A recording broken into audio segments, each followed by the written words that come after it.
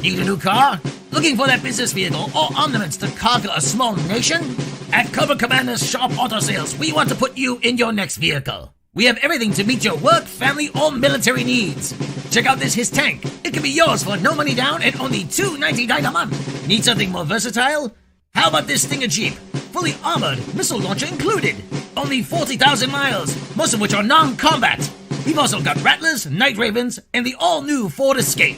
And now we're offering 0 payments for 6 months, or until Destro can formulate a plan to take over the banks. Remember, at Cobra Commander's Shop Auto Sales, we're not just a car dealer. We're an evil terrorist organization determined to rule the world. And we're certified by the Better Business Bureau. So come on down to Cobra Commander's Shop Auto Sales for a test drive on Route 1 in Springfield. Follow the signs of the bomb craters. Free balloons for the kids. Come on down! Cobra! Feeling run down? Don't have the energy you used to? You want to put the zest back into your step? Then you need Superman Lizard Vitality. It's got everything you need to get your groove back. 100% guaranteed effective. Just look at what's done for me. And enter the code Universalist at checkout to get a free subspace shipping on your order. So don't delay. Get your 30-day supply for only $29.99 Quatloos. Don't be a tool of the Galactic World Order. Get yours now. Ah! Universalists are attacking America by eliminating the American way from Superman's creed. How are they doing that? By enlisting the help of George Takei, Mr. Sulu. The Universalists won't stop at Superman. They got their sights now on James Bond. The Universalists are now trying to recruit an LGBTQ actor to play James Bond. James Bond walks into a gay bar, but should he? No, they don't want him. Make sure you go to my Galactic Web Shop and enter code GATESUPERMAN for 25% off your next order. Ah! Hey, everybody. How's it going? Loving that Pope Yes chicken down, aren't you? Trying to find that clip over here. How's it going? Ah, brother.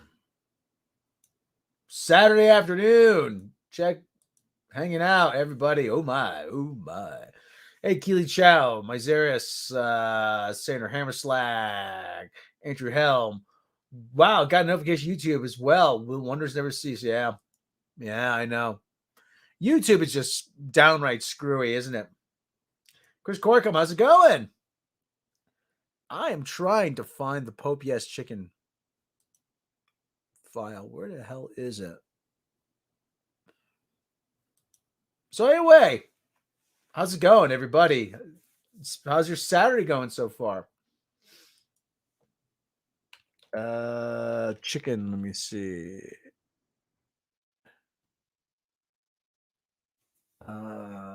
Sentient chickens. I can't find a Pope Yes chicken. I just upload it from here. Hey, Rasaka, how you doing? Oh, it's a new face. Yeah, welcome. How you doing? Sure, Tuxedo for Gabriel. Oh God, let me tell you, it's terrible. Just like I said, so how far franchises have fallen. It really is. What's going on, everybody? Yeah, it's been kind of crazy the last couple of days. I'm still in an undisclosed location. Witness protection, whatever you want to call it. Where the heck is that Pope Yes chicken thing? Pope Yes chicken. Pope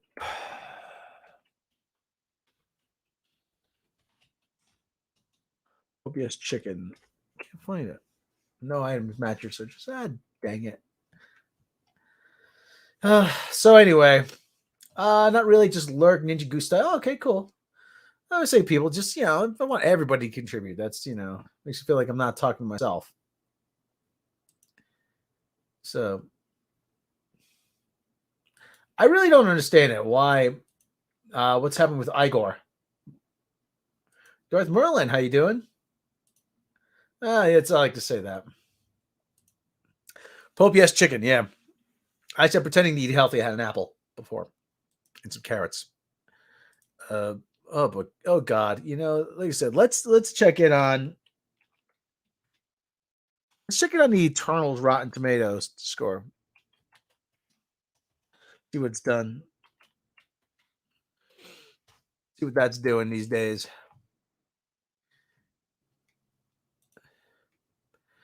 a lot of people are going to say, I told you so, I told you so, I told you so, I told you so, I told you so. But let me tell you, come on, Marvel had to have a stinker occasionally,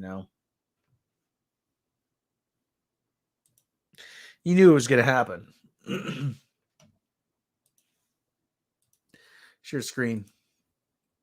So, okay, it looks like it's dipped down to about 84.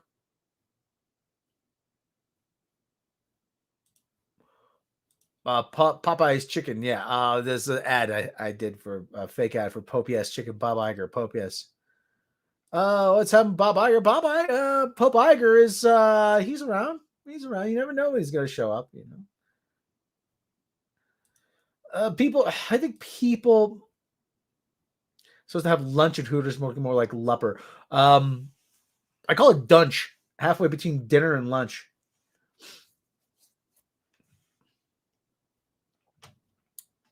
Wait till the shill account's money runs out. You see, like the whole thing, people call me a shill, but hey, listen. If I'm a shill, then you know what? I'm missing a few checks. That's the thing. Kit Harington is there's supposed to be a huge spoiler in Eternals. I haven't seen what it is, but Kit Harington is playing the Dark Knight. No, not the Dark Knight, the Black Knight. And it's supposed to be the whole, listen, hey, oh God, what the hell happened to Angelina Jolie? Oh gosh, she looks terrible. One too many plastic surgeries. Yet Salma Hayek, still as gorgeous as ever. Does the existence of Pope Iger correlate to the existence of Cardinal Chapek? Could. It could. What do you make of the whole EGS theory? What's the EGS theory?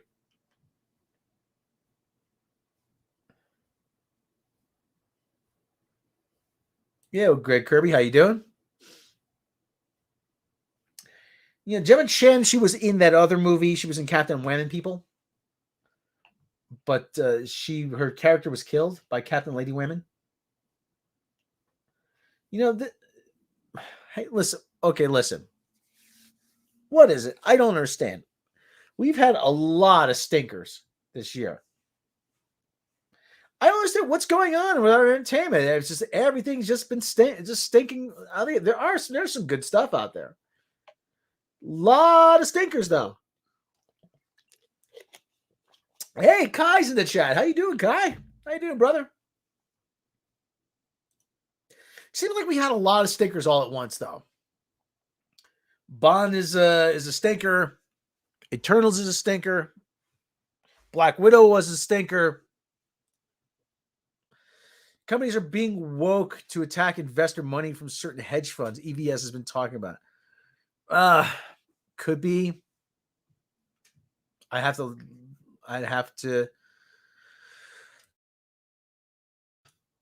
bring myself up to speed on that. Dune's woke. I didn't see Dune. I'm not sure if I will. I may. I've been told it's been pretty good by a certain somebody. Not gonna say who. By a source who got to see it early.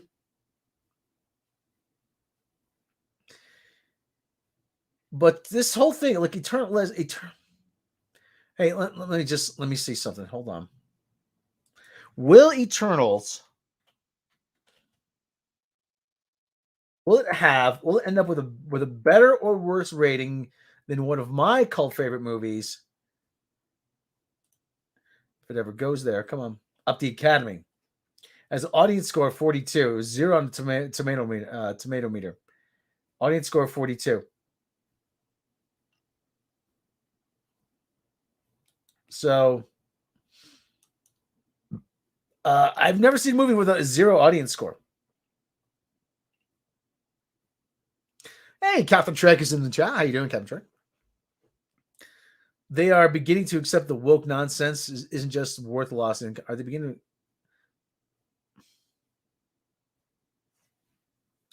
She's dressed down and not fun. Whack. Yeah, it is whack.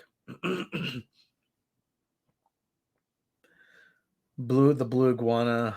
Okay, let's go back here. But let me tell you, Okay. I could ever freaking. It's not that anybody had much hope for Snake Eyes, but that's another one that sucked. It could have been good though. It could very well have been good. Far from silent, not particularly deadly, Snake Eyes serves as a step up for the G.I. Joe franchise, thanks in no small part to Henry Golding's work in the title role. But he was just listen, okay, hey, Henry Golding, he made this this is his audition to be James Bond. I don't care what anyone says. This is his audition to be James Bond. What about Jiggly? Hey, let's not say anything that we can't take back, okay? This was Henry Golding's audition to be James Bond, and I think he pretty much blew it. This is a movie that nobody really wanted, that nobody really cared for. It was, I saw part of it. It was just a typical Asian stereotype movie. The dead father, the son seeking revenge. I mean, how did you get the script and say, okay, this is good? Why do they do that to Snake Eyes? Probably because they can't use any of the Marvel stories. That's most likely what happens. And Marvel, all those great stories written by Larry Hama, that great origin, where you show him he's in Vietnam and he gets shot with a bullet across the face, and Storm Shadow and Stalker are his buddies, and Storm Shadow saves him. And that's it's a great story. And his sister is his whole entire family is wiped out in a car crash at the same time. And then he goes to the Storm Shadow's ninja clan, and he finds purpose, and he's the outsider. Oh yeah. Before I go on, let me show you this. Hold on.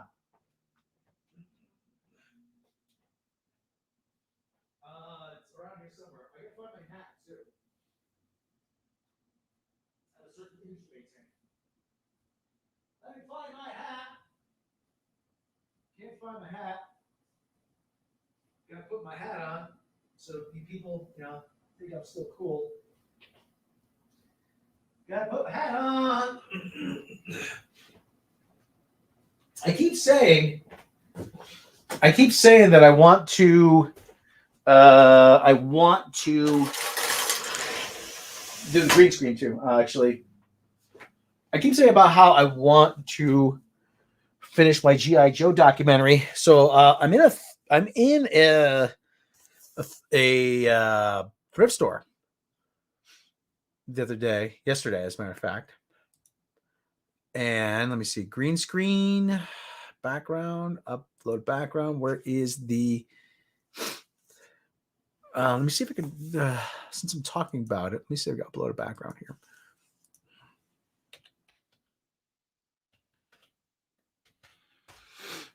Let me see.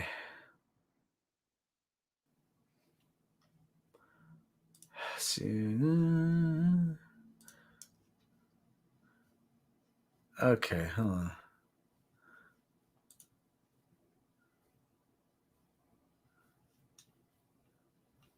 Okay, well, anyway, the heck with it. We'll just use the background we already have. Okay, we'll just use the background already. Why take up more room? Hold on. La la la la la la la la la la.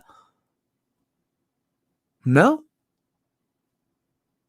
Where the frick is it? Where the frick is it?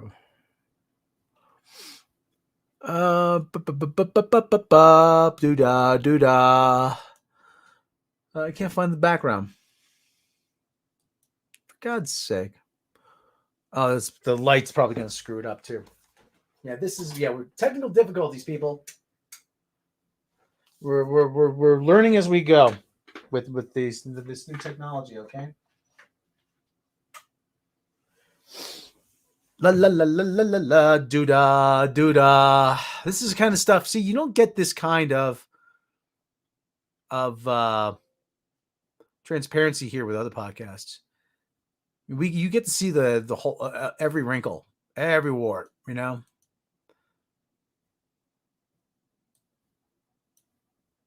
Fleming, is this it? No, is this it? No, it's not it. Where the frick did that go? Oh well, good enough. Okay. Save background. All right. Okay, we're gonna save that as the background. And that's okay, green screen. Here we go.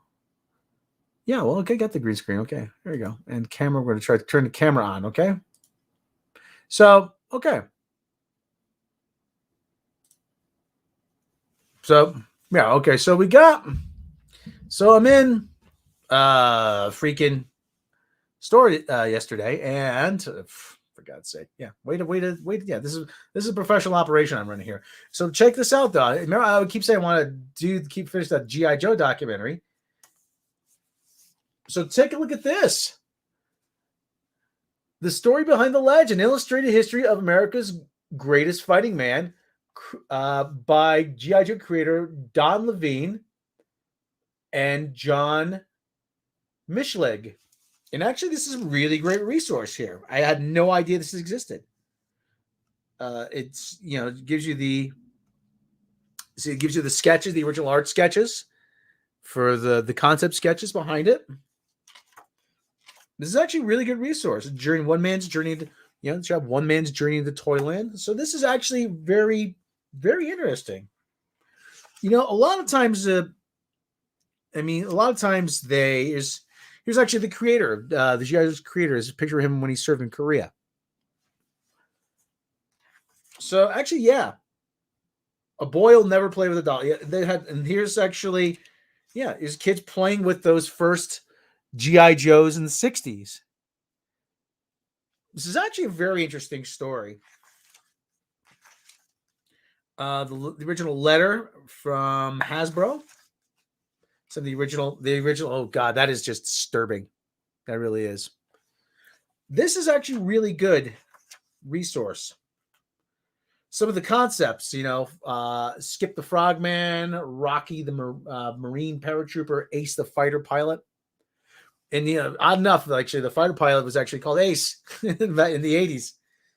I can't find any information. I don't think there's any information here about the 80s incarnation, but it's actually, yeah. So actually, this is, look, you have the guys in the audience sort of like posing for photos as these characters to capture on the art box. So yeah, this is actually really freaking interesting. And so yeah, it's the whole story of this original 60s toy. So yeah, this is actually a very good resource here. So yeah, that's actually a very good resource. Mary McCheese, Frog Trooper. Yeah, Frog Trooper is cool. Michael Miller. Oh, I'm glad. Hey, listen, I'm glad you met. You know what?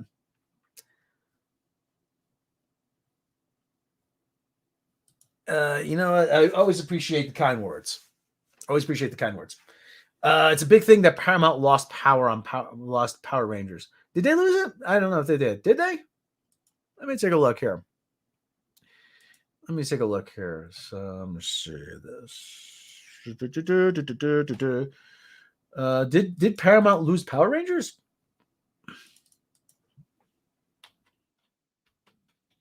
Paramount lost Power Rangers. Let me see. Paramount did not. Will Power Rangers end up on Paramount Plus? Hasbro brought them, I think. Oh wow. Brian Goldner dies. Hasbro CEO and Transformers executive producer, led Toy Giant's push into entertainment, was 58. Ooh, from 3 weeks ago. Oh wow.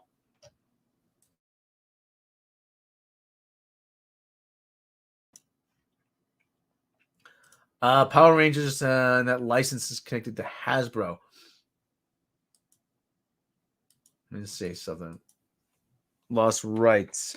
Hasbro has so much stuff now. I mean,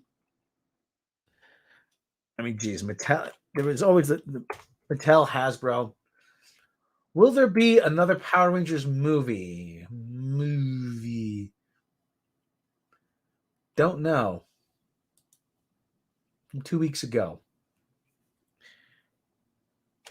See, this is why I kind of like doing the impromptu streams, because just anything just kind of comes up. I get to interact with the chat.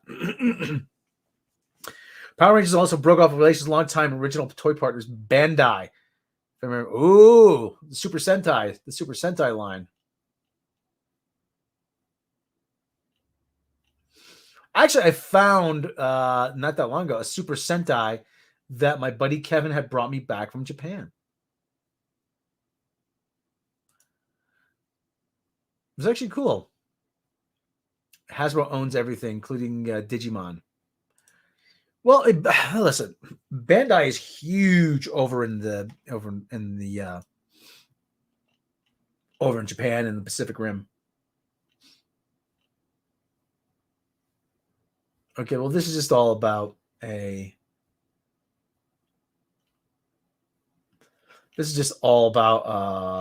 movie.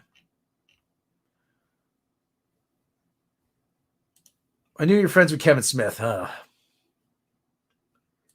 Do a huge Ultraman flick. Yeah, Ultraman. Ultraman's badass. And with the license in Netflix, Hasbro isn't keen to work with Viacom anymore. Which is big, is they own Joe's and Transformers.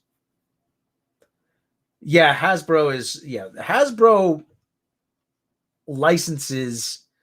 I mean, G.I. Joe is licensed from Paramount. I mean, Hasbro has licensed all the movie rights and stuff like that. Not that it's a huge franchise, but Transformers is much bigger for them anyway. So, but the whole thing about Paramount is that they need franchises. Let me see.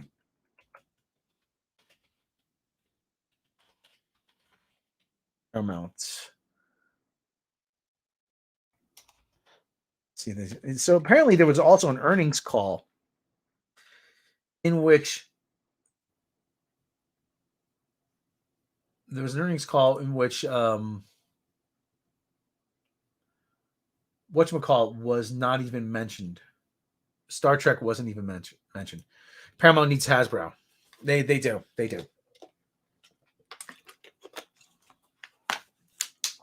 a little swig of water. Viacom. Let me see this. Hold on. The Viacom Newswire here. Yeah, see, this is not exactly the most professional screen, but it's listen, I like doing these impromptu screens. Our earnings call revenue increased year over year. Oh yeah. Speaking of Viacom,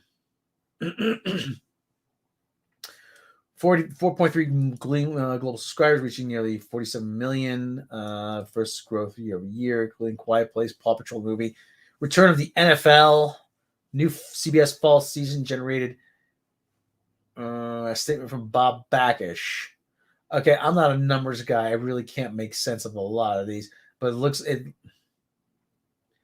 like they're showing growth over year. Yeah, this is the number for 2021. This is the number for 2020. Revenue by type. Streaming, 62% year over year. So they're doing well enough. Domestically, Paramount saw strong subscriber signups, engagement with variety of content, including Quiet Place Part 2, Paw Patrol, the movie, as well as the start of the NFL season. Internationally, Paramount Plus launches to date have strong momentum led by Latin America, Brazil, Australia, and Canada. Showtime OTT benefited from originals including Billions, American Rust, and The Chi. Not the actual Chi itself.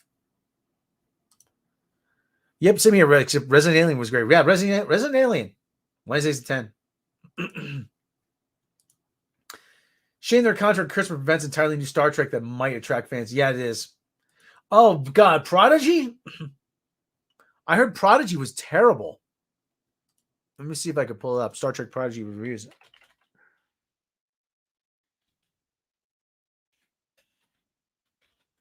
Let's see if it's. Oh God, I heard Prodigy was absolutely terrible. Star Trek Prodigy season 1 right there. Blog Trek Core. Well, listen, nobody's really gonna be honest with you about that. Revenue affiliates, yada yada. Filmed entertainment declined 2% year over year, driven by lower licensing revenues, partially offset by current quarter theatrical releases. The theatrical releases revenues from third quarter releases: Paw Patrol movie, Snake Eyes, G.I. Joe Origins. Second quarter, Quiet Place Part 2, prior year, licensing. Another revenue decreased 12% over year by volume programming. Oh, yeah. Balance sheet about Viacom CBS. Yeah, there's nothing here about Star Trek that I can see.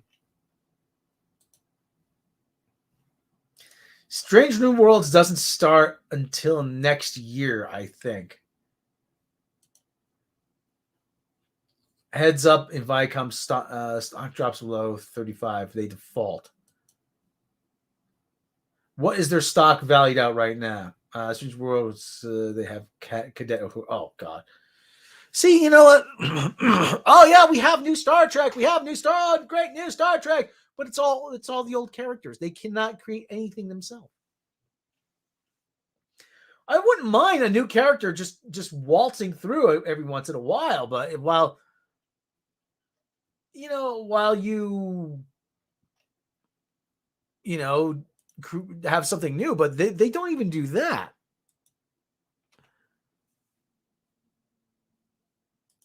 Really, I mean, it's we're at a point now that people cannot do anything original.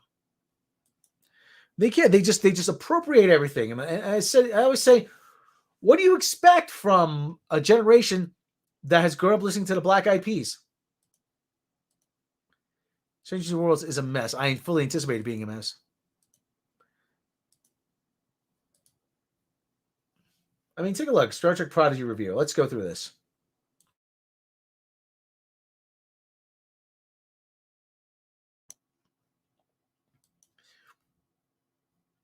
They ignored Star Trek for a reason, mostly because they are embarrassed. Yeah, and that's how badly it's done. Due to Kurtzman not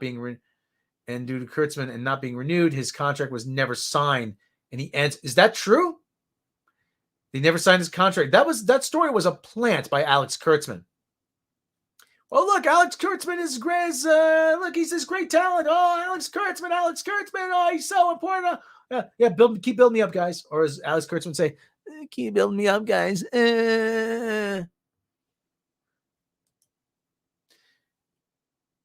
I like Pike, but the Kirk unit rocks the universe. Yes. Oh God, I don't doubt he's in big shit. Listen, everything he's done has failed. It's a sugar high. Oh, but the next thing might be successful. But you can't bank on a maybe. After last week's Meet the Cast cinematic premiere, Star Trek Prodigy wastes no time getting into the swing of things with the show's second chapter. While the episode greater purpose for the audience to get to know the holographic version of Captain Janeway, Kate Mulgrew, get more familiar with USS Protostar itself. Star Trek also manages to fit both classic Star Trek science dilemma and classic Star Trek moral dilemma. I don't think they do. Might as well be geoed. Renaissance also stripped all budgets. Star Trek looks like Chernobyl. We need to let it melt down and wait years for the radiation to die. Yeah. New Trek's Appropriations Committee. Yes.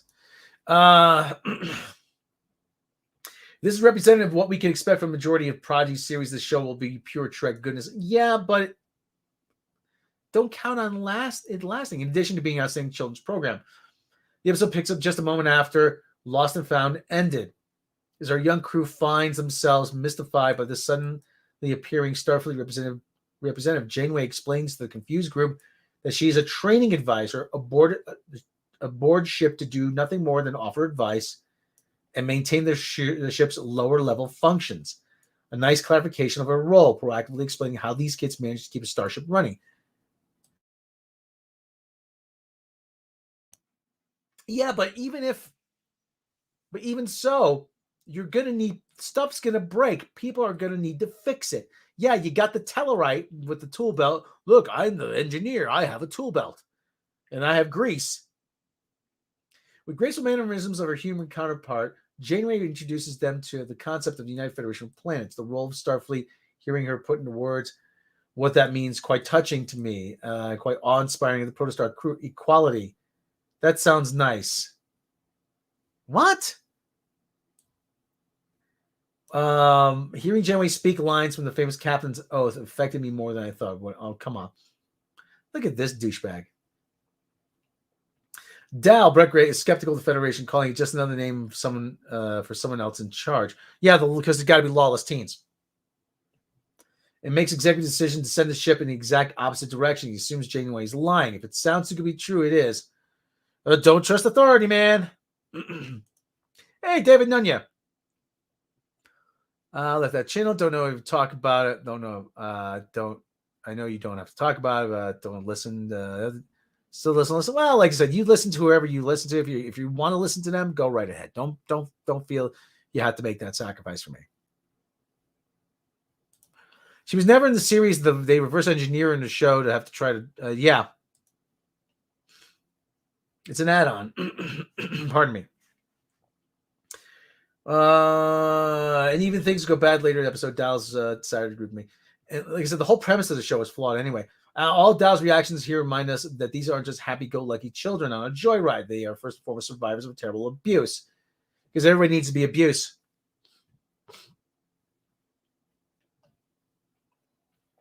It makes sense that Dal would be so weary of authority, he would just run across the galaxy to stay away from even an implication of another one. He survived. Yeah, authority bad. Authority bad. Authority bad. That's a frequent thing with Alex Kurtzman. Oh, authority's bad. Government's bad. Don't trust anybody in a uniform. Federation is evil. He survived on this own. On this own? He survived on his own.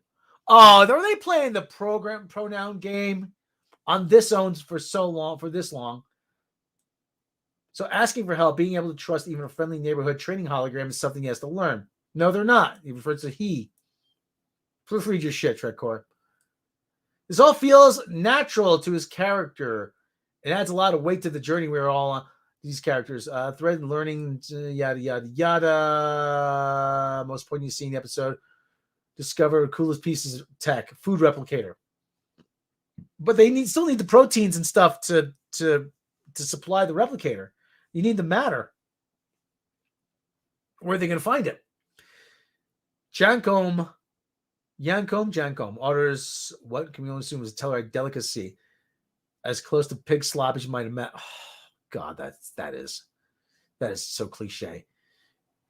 But rock talk. And of course, the guy who looks like a rock is named Rock Talk. For God's sake. Hey, Andy McCallum. Rob recently started reading the relaunch era of Trek. Picks up 4 days after the finale, DS9 Chronicles. Oh, that sounds cool. Where was it? Rock Talk is faced quite strong. Come choose her meal. Ultimately resigning herself to the same Nutri-Goop served the prisoners back on Tars Lamara. When she admits to Janeway that the goop is the only thing she's ever eaten, it's a gut-wrenching moment. Oh, come on. I hate these broken characters. Gut-wrenching moment that serves Tutu show. Shows just how far these kids really have to go to the process of recovering their tragic past. Framing this idea through replicators was so smart as it was done. Oh, here's an idea. Okay, listen. Okay. Oh, it's the only thing I've ever known. It's the only thing I've ever known. It's the only thing I've ever known. I have to order this. It's the only thing. Okay, how about this? Okay. Janeway, the AI Janeway says to the replicator, chicken salad. Just using as an example, I love chicken salad.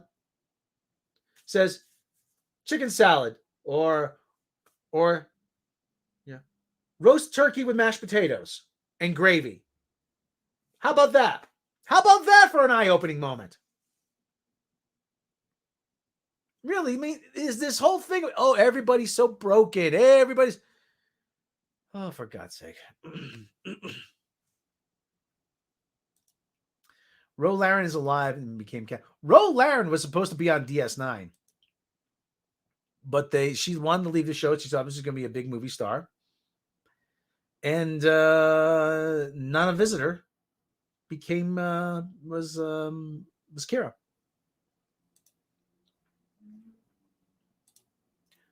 Janeway doesn't order racist food, probably, but that would be so much better, such a better moment. He goes, freaking, like I said, it's not. Everybody's broken. Everybody has a tragic backstory. Everybody was abused. Seriously. My kids really understood the contrast between Rock Talk's experience, easy choices they make in the mess hall, ice cream, Lucky Charms cereal. Branching out from the mess hall, we also got much more Protostar interior this week, including crew bunks, brig, main engineering, captain's quarters, which of course Dahl claims for himself. My kids are absolutely riveted. Introducing all these new through a tour of the ship was a really good way to sell them how cool the Protostar is. And they really weren't interested in seeing all different purposed areas. Okay, how are they going to maintain? They're going to contain an antimatter breach, though. If it's all automated, listen. You still need, like I said, you still need people to fix it. That's the one hole in the plot. Look and feel the Protostar is big enough to be impressive, but not so overwhelming. Engineering, especially, it's great to see. And the scene did a nice job of setting up the mystery of still unknown prototype engine for another prototype engine. We did learn, though, the Protostar is not just a standard impulse drive, but also 2 warp cores. I'm very invested in finding out what else the ship has under the hood. Probably a mushroom drive.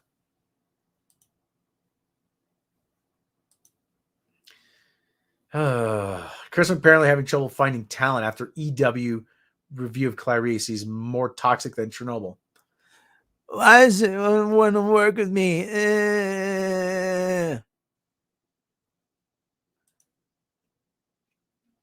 So is it a scout or a frigate? They really don't say. No, it's not the same Picard. Definitely not. It's Jake Picard. That's a good question, Dark Winter. No idea. The animation is stellar, phenomenal, exquisite, but dangerous, palpable. When Dahl finally gives him in and admit he needs Janeway's help, she obliges. But not until after she takes a swig of hollow coffee. She guides them from the sidelines, but lets them work out and implement their solution. What, the pew pew pew button? That was what we're talking about? Solution not being able to just run away from some problems rather than facing them head on. But again, though, they threw one in the brig. This episode's packed. While all of this is happening, we have a really interesting thought-provoking moment happening below decks. During the confusion, Ella escapes from the brig where she's held captive. And while things are fascinating. Vehicle replicator. Hilarious nod to Voyager's never-ending supply of shuttles. Well, they would rebuild the shuttles. And while its gigantic 3D printer working its magic, Gwen and Rock have a really well choreographed fight. I'm losing the will to read this.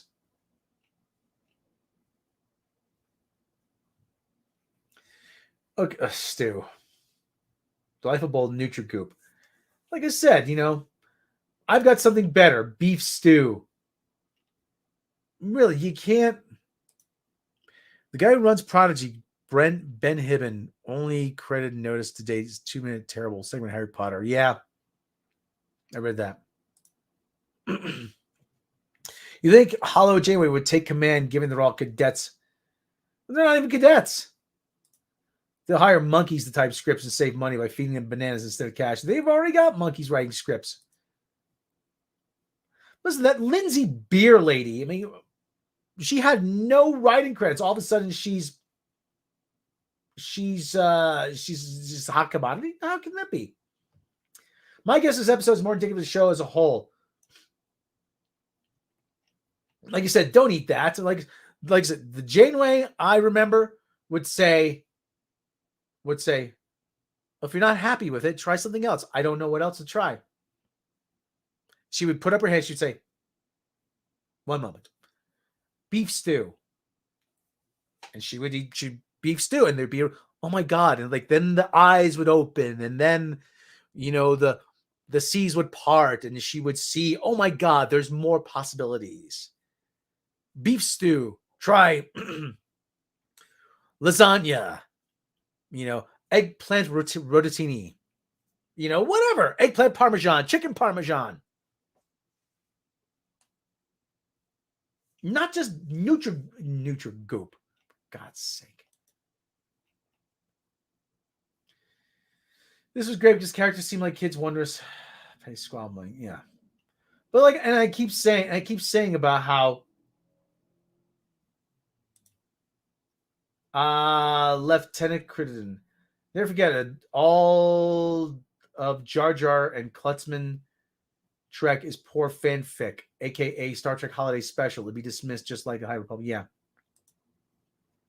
Oh, if you wanted to break some news, Rob, Klutzman is desperate to get green light in a movie. He keeps getting vetoed by Paramount. He has 3 film pitches at the moment, and none are gaining traction. One is animated. Are they Star Trek related? Are those Star Trek related news? Film. Are they Star Trek related films?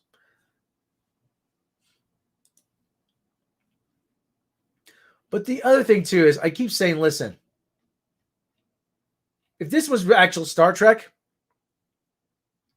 this show wouldn't get past the first 5 minutes. Like I said, this is 25% Star Trek.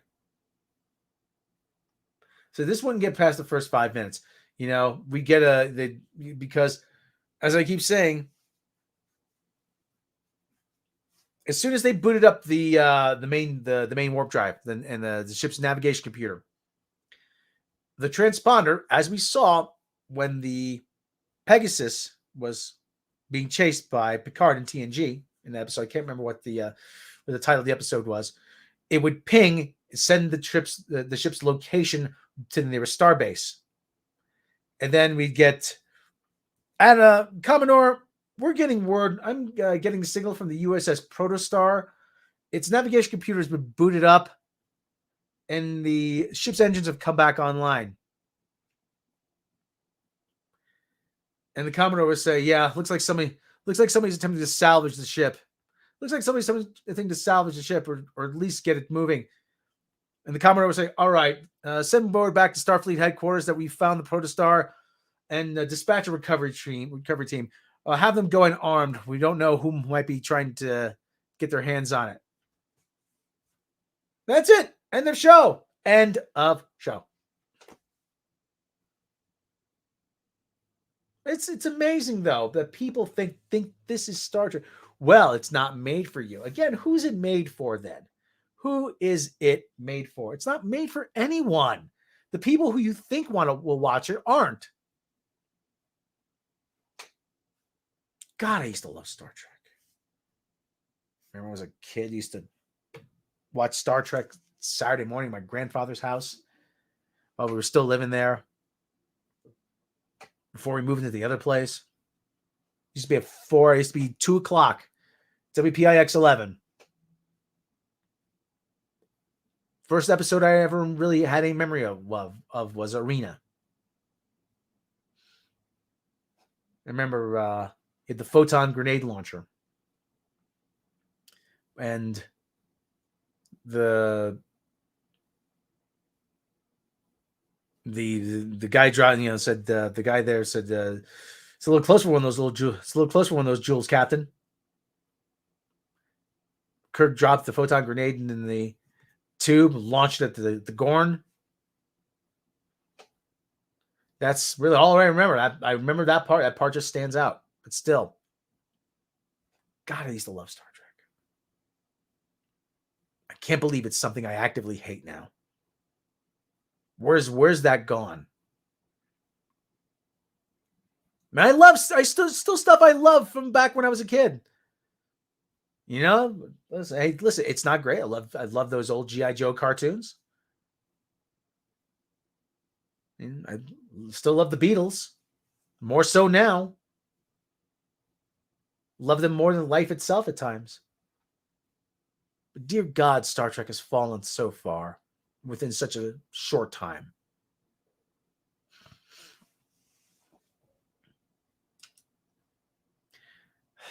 Modern so-called Trek is not Trek. It's mindless garbage. You're right. Yeah, and everybody's got the undercut. Yeah, read the Real American Hero. Oh, well, at least we're getting good Space 1999 reboot at the moment. But the thing is, it didn't have to be bad. That's the whole thing. It didn't have to be this bad. Star Trek was one of those things, it's like, wow, Star Trek. I get to watch Star Trek. Star Trek, you would sit down and you would maybe have a drink. You would relax at the end of a long day, no matter what you had, what had gone wrong. You sit down and here was this perfect world. Star Trek. Yes, things are going to be better. Things are ultimately going to work out. Look, the human race is not all bad.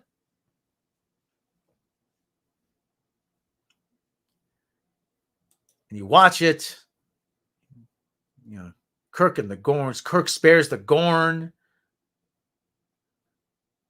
Sometimes things won't end up quite the way you wanted. Edith Keeler had to die.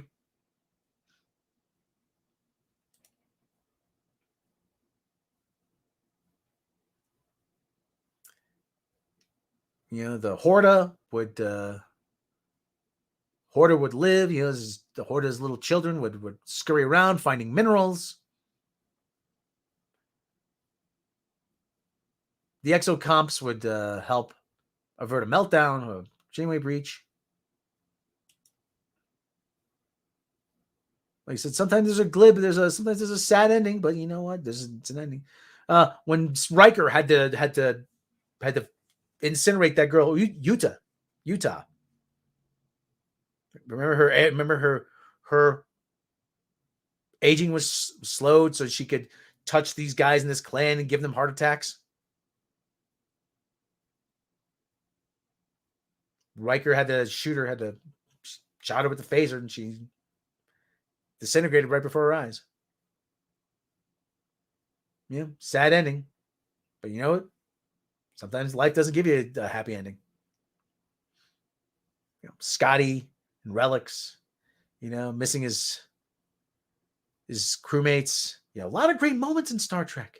And that's what this does. Can anyone name a great moment in any of these? No, we don't have any great moments.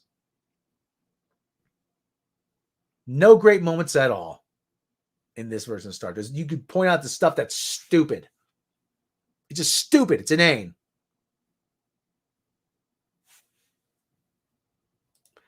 The Abe Lincoln, even that has its charm. Even the bad episodes from season 3, I'll take at this point. And there were plenty of bad episodes.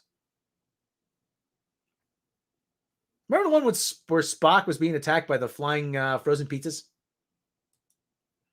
Oh, speaking of having nothing. Guess whose joke Trevor Noah ripped off? I'll give you one hint. Guys, what do I always say about the problem with Idris Elba being James Bond?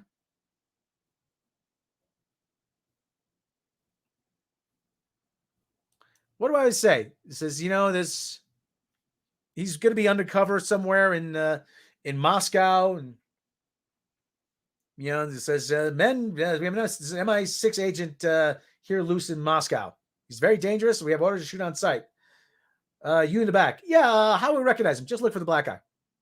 Guess who did the exact same fucking joke? So he's stealing from Twitter now. Listen, that's not accusing him of stealing from Twitter. Not necessarily for me, but it looks like, listen, I've been telling that joke for a long time now.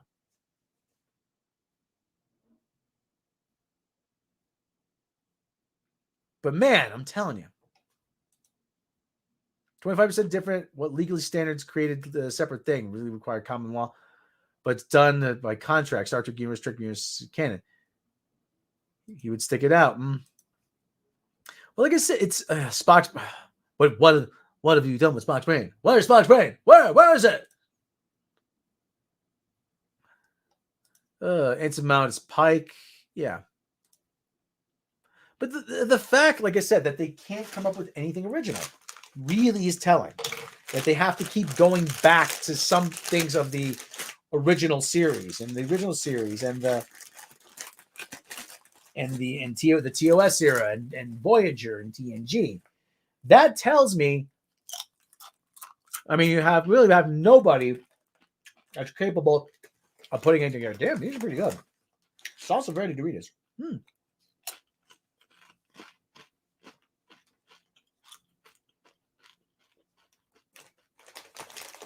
So anyway,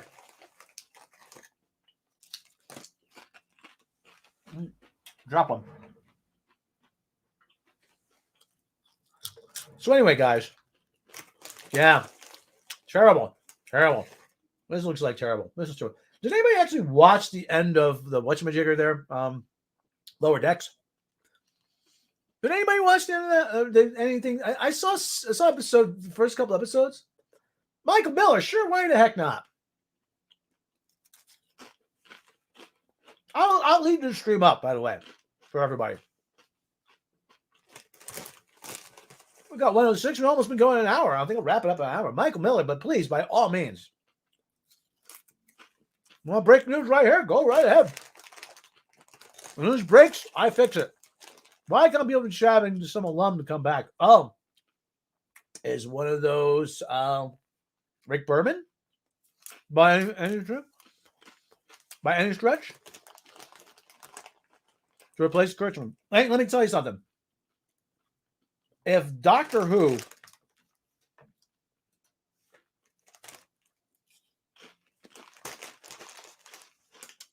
let me tell you something. If Doctor Who can have Russell T. Davies come back, then why the hell can Rick Berman not come back to Star Trek? And that's interesting about Russell T. Davies, too. Russell T. Davies, he's pretty much saying, hey, we do it my way or we don't do it at all. Have I seen, you know what? I fell out of Enterprise pretty quickly, but I've seen pretty much all of them to certain degrees. The one that I haven't really watched the animated series at any great length because it's just so hard to find when I was a kid. Pleasant Valley, Pickard, California. Hollywood's been creating beggar for years. Most sequels and remakes. Yeah. Well, because they don't want to take a chance.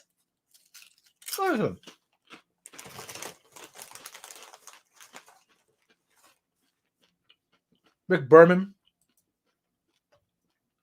I say, you know what? Just make the Orville Star Trek. It's already Star Trek now. Because why the fuck not?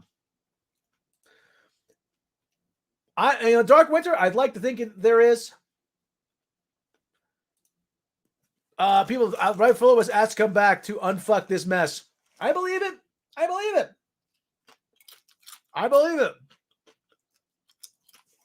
let me tell you something, though. Hey, Clark, how you doing? Like I said, they are so risk averse.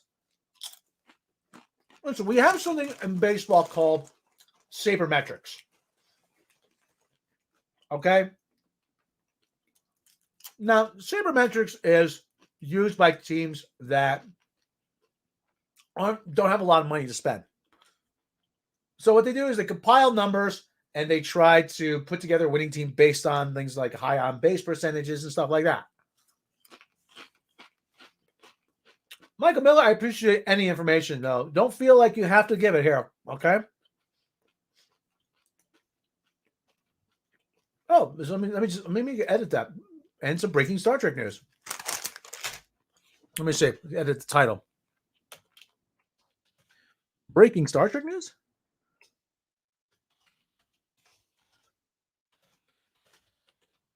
Not Muse News. In Star Trek news with a question mark, and we're going to update it. Save changes, and okay. Well, I'll have to. Must be scheduled. Oh, within 1 year, please. Okay. Can't do that then. They want people who it'd be great to do a true follow-up. Listen, I'm going to find. Listen, hey, let me tell you something. Okay, I don't care if it gets claimed. But there is an important interview with, hold on. I always bring this up.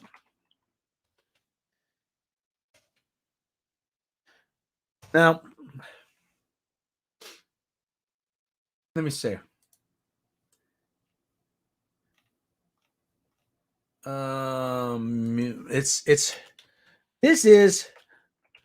They've completely given themselves over to people who have no feel for anything related to entertainment.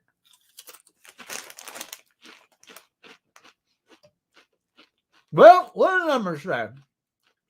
Well, what does it say? Well, look at the demographics. Look at the numbers. They won't renew it. They literally can't afford it as they're about to default. Christmas contract ends in April 2023. They will let it lapse. I hope you're right. I hope you are right. No, it's not that. But the whole thing is, listen. Hey, listen. There's this thing. Watch. Okay, listen. I'm gonna play this. Okay, and I don't care if I get claimed, but it's an important thing. They just don't care, and they're trapped in contracts they can't get. Well, that's their stupid decision. I think that is part of what we're seeing here, though. I think that is part of what we're seeing, though.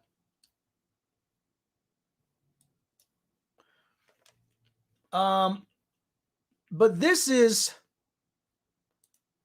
part of, this is what I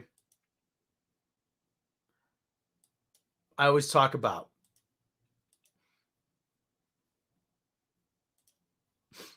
Like I said, I don't care if I get claimed for the stream. Hollywood's changed the Viacom or wherever. Yeah, so fuck it, yeah. So Frank Zappa, and I always bring this up. Who were the people that actually took a chance on Star Trek? It wasn't the young hip executives. It was Lucille Ball and her husband, Herb Solow. Yeah, the Curtis. Well, that's always been. They've always looked at other people, but it's worse in the fact that. Oh yeah, thank you very much, Canadian Spider-Man. How you doing? Always good to see.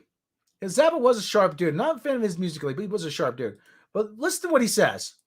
Remember the 60s, that era that a lot of people, have these glorious memories of, which they really weren't that great those years. But one thing that did happen during the 60s was some music of an unusual experimental nature did get recorded and did get released. Now pay attention to what he says coming up here, because this is the important part, okay?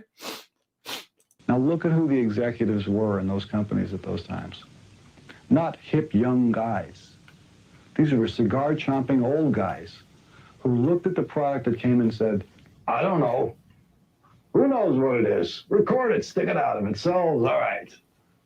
We were better off with those guys than we are now with the supposedly hip young executives, who are making the decisions of what people should see and hear in the marketplace. The young guys. Miller, always good to have you around. Thanks a lot, buddy. Thanks for sharing the info. But like I said, pay attention to what he's saying, though. Are more conservative and more dangerous to the art form than the old guys with the cigars ever were. And you know how these young guys got in there? The old guy with a cigar, one day goes, well, I took a chance. It went out, and we sold a few million units. All right, I don't know what it is. Well, we got to do more of it. I need some advice. Let's get a hippie in here. So they hire a hippie. They're bringing the guy with the long hair. Now, they're not going to trust him to do anything except carry coffee and bring the mail in and out. He starts in there. He's carry the coffee. Well, we can trust him. He brought the coffee 4 times on time. All right, now listen. Now this is where he really brings it into focus. Give him a real job. Okay, he becomes an A&R man. From there, moving up and up and up. Next thing you know, he's got his feet on the desk, and he's saying, well, we can't take a chance on this because it's just simply, that's not what the kids really want, and I know. And they got that attitude. And the day you get rid of that attitude and get back to, who knows, take a chance, that entrepreneurial spirit where even if you don't like or understand what the record is that's coming in the door, the person who is in the executive chair may not be the final arbiter of taste of the entire population. Who does that sound like? It sounds exactly like Kathleen Kennedy. It sounds like J.J. Abrams. It sounds like Alex Kurtzman. Sounds like Michael Berlanti. Sounds like Matt Reeves. The whole lot of them. Sounds like everything that's going on in modern Hollywood. Kathleen Kennedy. They say, oh yeah, get her. She'll bring in the coffee.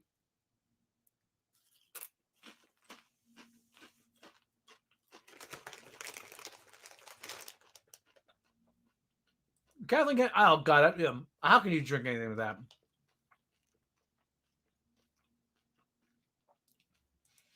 But that is a microcosm. I always say, listen, the music industry is sort of the petri dish for a lot of other things. Okay? I gotta stop eating this. We're damn good. Okay? The music industry is the petri dish, okay? Look at what happened back in the early 2000s with the music industry. They were suing creators, they were suing people, they were suing a lot of people left and right. They were suing fans. They were suing fans for using unauthorized distribution. What do you think went on with YouTube up until fairly recently? YouTube was in the hot seat because we were the ones sharing content. Yeah, and the Me Too movement happened. That's true. Well, the Me Too movement was a way for J.J. Abrams to get his meat hooks into everything. But Zappa is 100% correct here.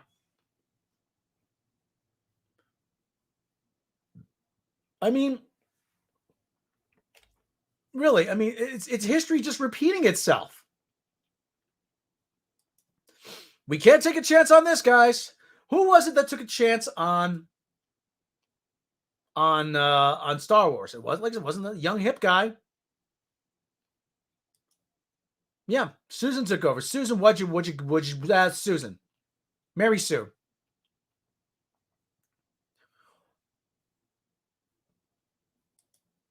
Like I said, it wasn't the hip young guys. It was Alan Ladd Jr. And he got fired for it. I don't get it. I don't understand it, he said. George, you got a movie about a kid and a farm kid and a guy in a dog suit and with the guy who's currently building my deck out in Malibu. And the old British guy from Bridge Over the River Kwai. And Peter Cushing, the guy who played Sherlock Holmes. What the hell kind of movie is this? But you know what? I like you, George. And I liked American Graffiti. So I'm going to take a chance. And look at what happened. Up until 2015, that chance paid off.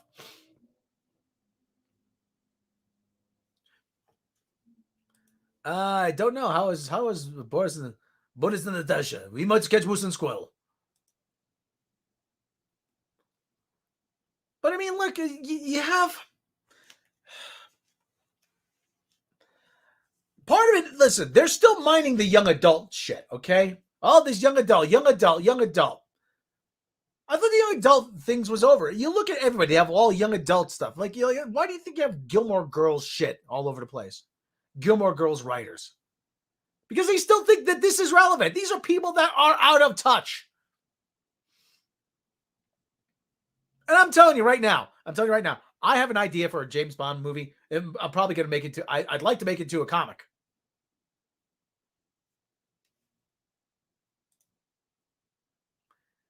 Yeah, that's right, Greg Kirby. Yeah, I got this other project.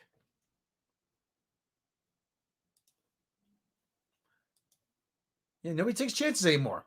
That's right. Nobody takes chances anymore. They were so risk averse. They are so risk averse. It's stifling creativity. We're never going to get another Ghostbusters. We're never going to get another Star Wars. Listen. Oh, well, we need these proven properties. But you know what? These proven properties were unproven at one time. Star Wars was a new franchise at one point. Ghostbusters was a new franchise at one point. New property, new franchises have to come from somewhere. And there's stuff out there you haven't tried yet. Yeah, well, they're trying with Gundam. I mean, Mobile Suit Gundam. I don't know how that's going to work out. Robotech, that movie's been in the works for ages.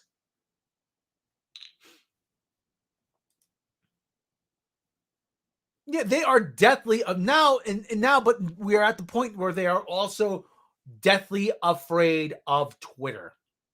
They are deathly afraid of Twitter. And they do not want to cross the Twitter because, oh my God, if Twitter doesn't approve. Well, you know what? Somebody's got to say, you know what? Fuck Twitter. I'm going to say it right now. You know what? Fuck Twitter. You know how many times I've been canceled on Twitter? I make a joke out of it. And I've been canceled. There I go. I got canceled again. Fuck Twitter. Fuck Twitter. Proven properties didn't exist until the creators thought. That's true. Try some new Men in Black, and then they did Men in Black International. Oh, no, that was just a rights grab. Because Men in Black was bought by Malibu Graphics, was bought by Marvel. And they needed a movie in a hurry to keep the rights. Otherwise, it's going to revert back to Marvel.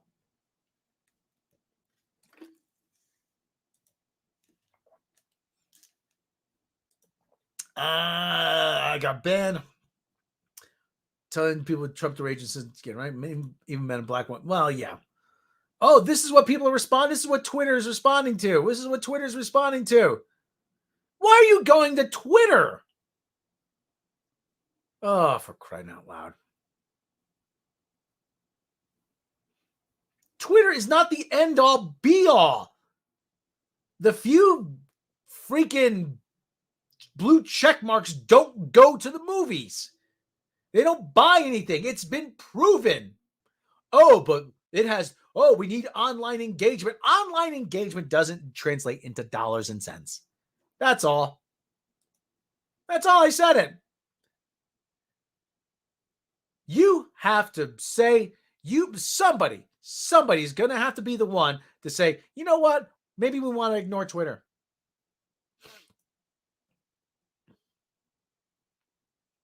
Oh no, there's plenty of lunacy on Twitter. There's plenty of lunacy on Twitter. All over the place. I deliberately go on Twitter to waste people's time. Folks are afraid to think in original ways now. Individualism is frowned on. Well, yeah, that too. All right, guys, I've been going at this for about an hour and 8 minutes. I don't know if I'm going to do. I'd like to do naps tomorrow.